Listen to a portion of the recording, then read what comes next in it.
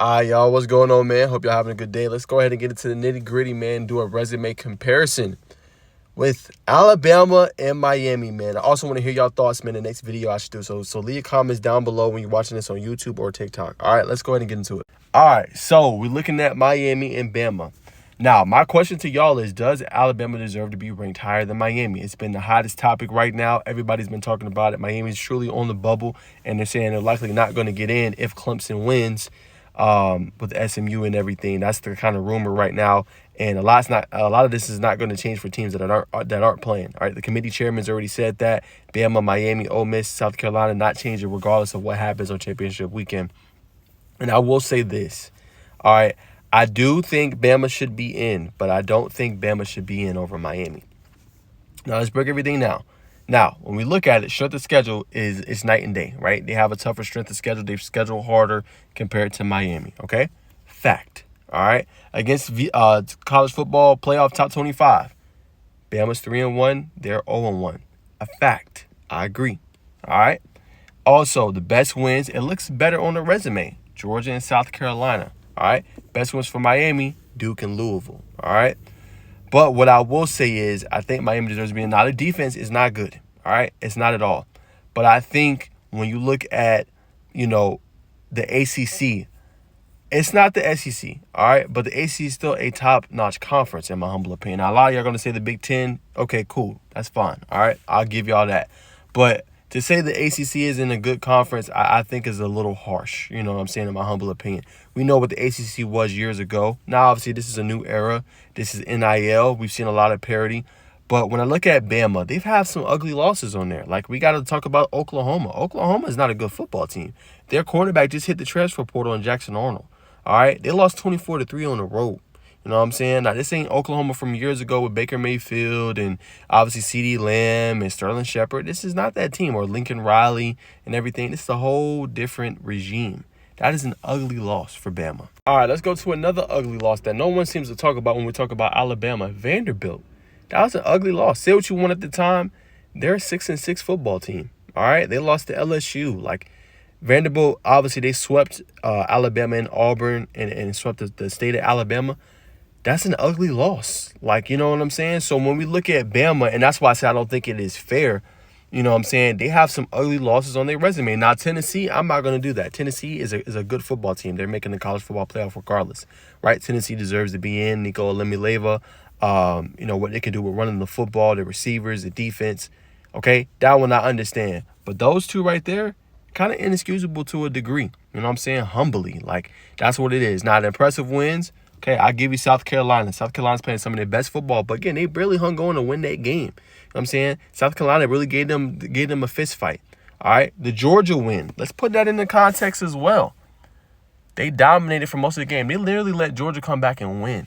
All right, so how impressive really is that win as well? Now, obviously, it counts. A win is a win at the end of the day. But let's not forget, Georgia stormed all the way back, took the lead, and it took the heroics of Orion Williams for them to squeak out that win.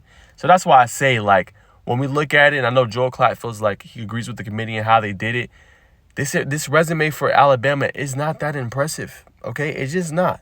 Now, at the time, obviously, they beat LSU and they whooped them on the road in Death Valley. I'll give you that one. That's a really good win. Now, they're not the best football team, but to go to Death Valley and win and ask your program to do that is not easy. But to say that their resume is supremely more impressive than Miami, I don't know, man. It's just hard for me to say.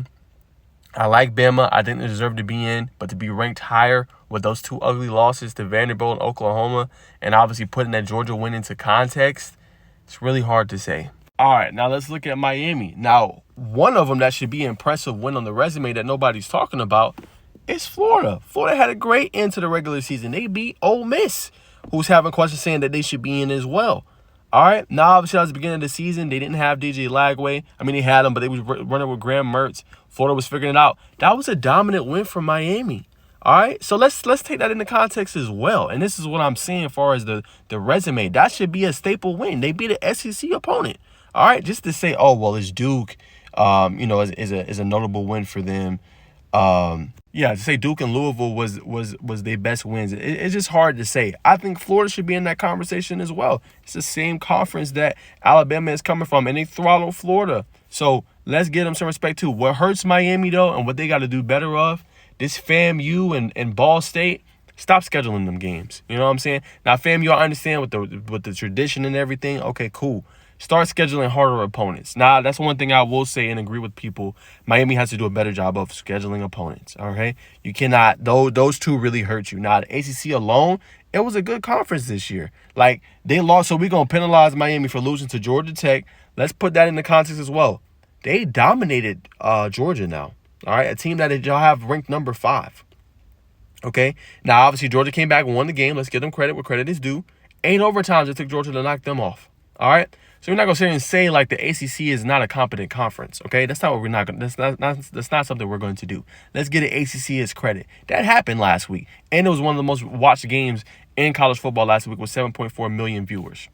Let's put that into its proper context. Next up, Syracuse. Syracuse had a really good year, 9-3 under first-year head coach Fran Brown. Now, they had some ugly losses, obviously, to Pittsburgh and things like that, but they beat some good teams this year. That was a 4-point loss, all right? So Miami has lost by a combined of 9 points. So we're going to leave them out because they lost 2 ACC opponents by a combined of 9 points? Come on, man.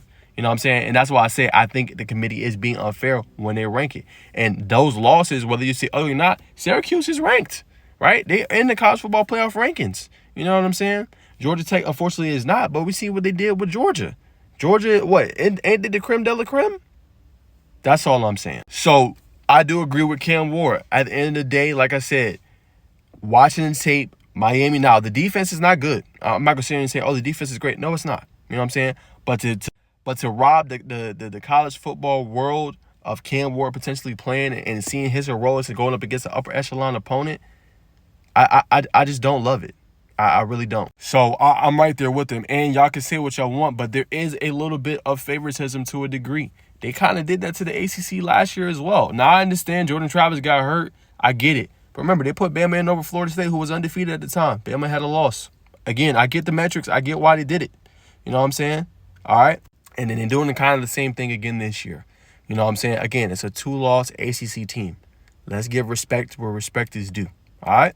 So that's where I'm at with it. I wanted to give my take. I want to hear y'all comments. Y'all know y'all going to call me crazy. I know y'all going to run this video up. But does Alabama deserve to be ranked over Miami? I'm going to say humbly no. And I know y'all going to call me crazy. I think actually that South Carolina should be in over both Alabama and Ole Miss. That's just my humble opinion. They're playing some of the best football right now in the country, and they've been playing upper echelon opponents and knocking them off.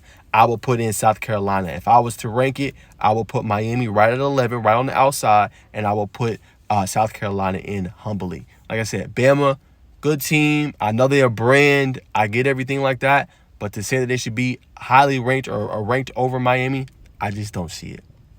Respectfully. But comment below. I want to hear y'all thoughts. Does Bama deserve to be in over Miami?